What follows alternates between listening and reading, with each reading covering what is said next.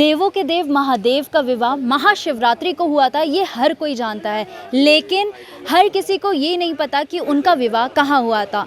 तो आज हम आपको उसी पौराणिक मंदिर सुध महादेव में ले चलते हैं।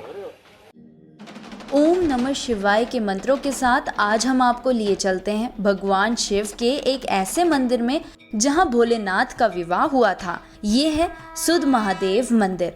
सुध महादेव मंदिर जम्मू के उधमपुर जिले में है और जम्मू शहर से इसकी दूरी करीबन 120 किलोमीटर है। ये देश के पौराणिक शिव मंदिरों में से एक है और जम्मू के मशहूर पत्नीटॉप हिल स्टेशन से इसकी दूरी 42 किलोमीटर है। पौराणिक कथा के अनुसार महाराजा हिमाचल की पुत्री देवी पार्वती गौरी कुंड में स्नान करने के बाद इसी मंदिर में स्थापित शिवलिंग की पूजा किया करती थी। ये मंदिर 3000 साल से अधिक पुराना है और यहाँ काले मार्बल की एक मूर्ति है और शिव जी का त्रिशूल भी स्थापित है।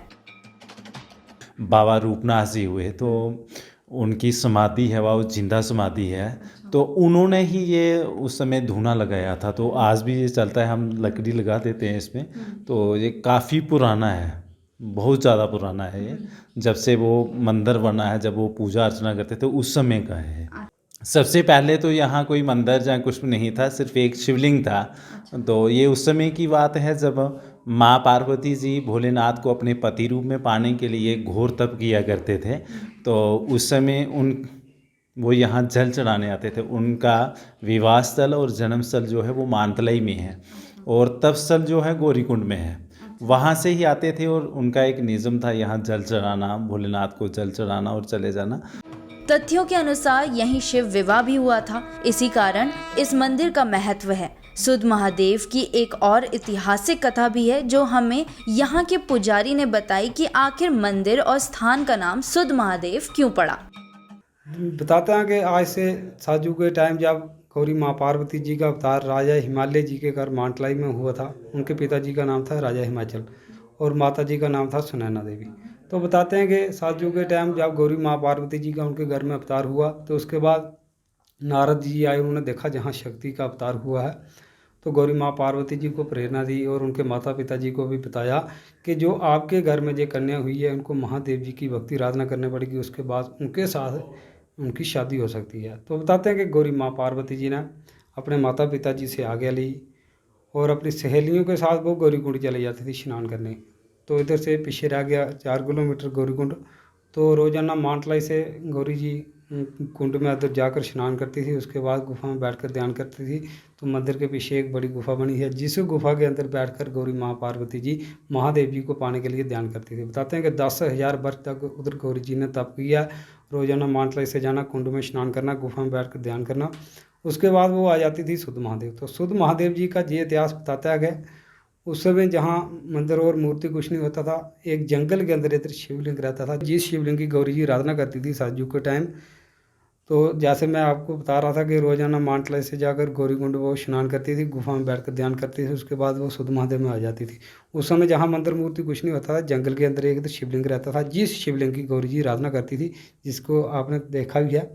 तो इसी शिवलिंग की एक सुधांत नाम का राक्षस रहता था, वो भी इतना शक्तिशाली हुआ है जैसे रावण हुआ, तो वो भी इसी शिवलिंग की आराधना पूजना करता था। तो उसने देखा कि ये देवकन्या जो है इसको महादेव वरदान देंगे, मेरे को तो कुछ नहीं मिलने वाला है। तो उस समय ऐसा हुआ कि एक दिन उस राक्षस ने अपना भयंकर रूप धारण करके पार्वती जी को डराना धमकाना शुरू कर दिया। तो उस समय बताते हैं कि माँ पार्वती गौरी जी ने घबरा कर भगवान शंकर जी के आगे प्रार्थना की कि हे प्रभु, मेरा और आपका जो है जन्म जन्म का रिश्ता है, मैं आपकी भक्ति आराधना कर रही हूँ और ये राक्षस जो है मेरे साथ ऐसा खिलवाड़ क्यों कर रहा है। अब महादेव जी तो अपने भक्तों के लिए बहुत दयालु हैं।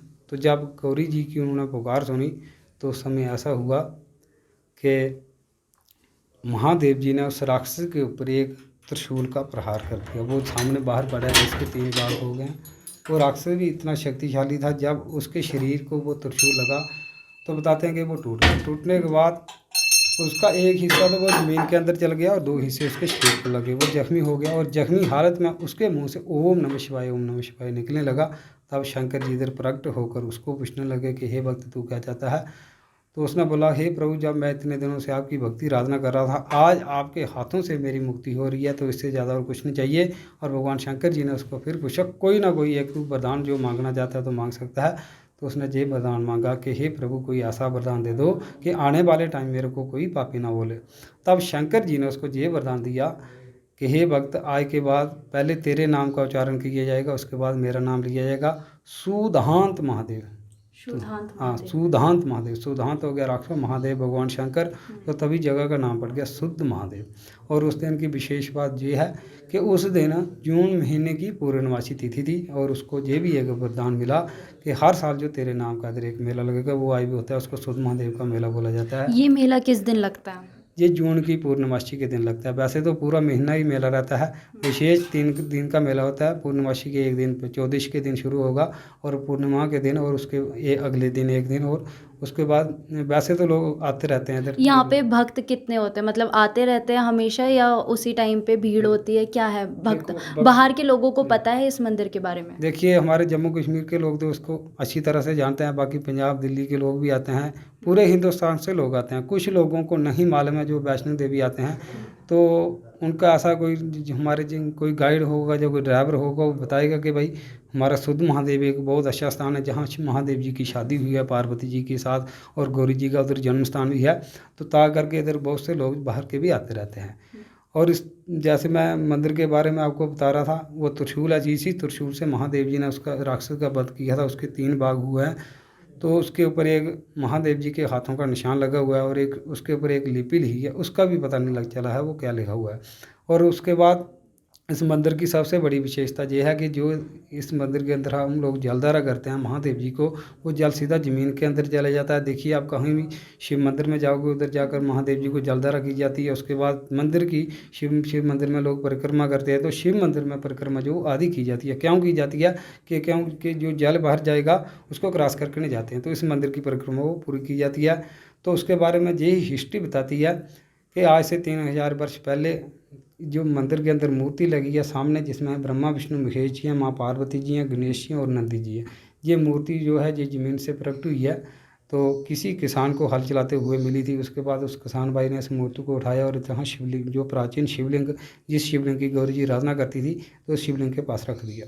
तो तब उस समय राजों के राज चलते थे, तो जहाँ के हमारे जो राजे थे वो चिन्यानी में रहते थे, और उन राजा जी के पास वो किसान भाई चले गया, और उन्होंने बताया कि हमें एक शिव जी की मूर्ति जो है मिली है।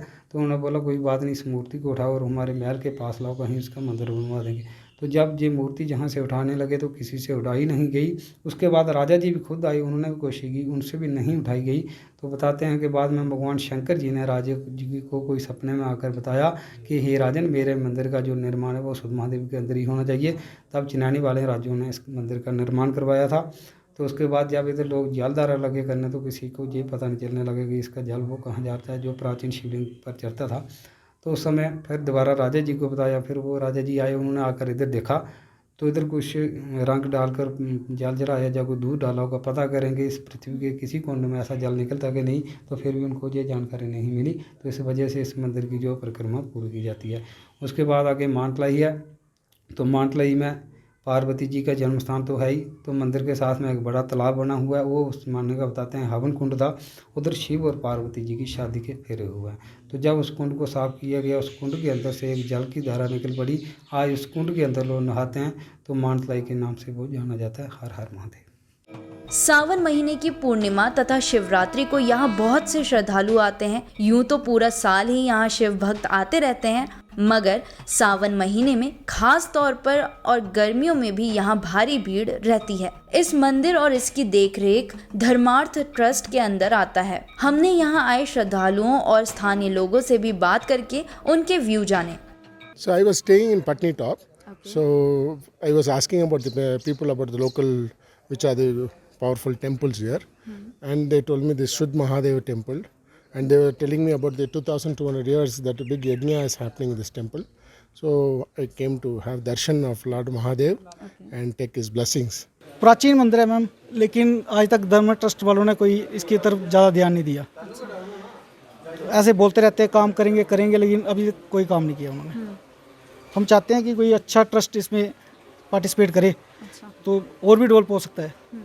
इधर ना तो होटल हैं इतने अच्छे, और 2 इधर हॉल बने हुए हैं, और जिसमें रहने के लिए सुविधा बहुत कम है, और यात्रा काफ़ी मतलब 8-10 बस से आ जाएं।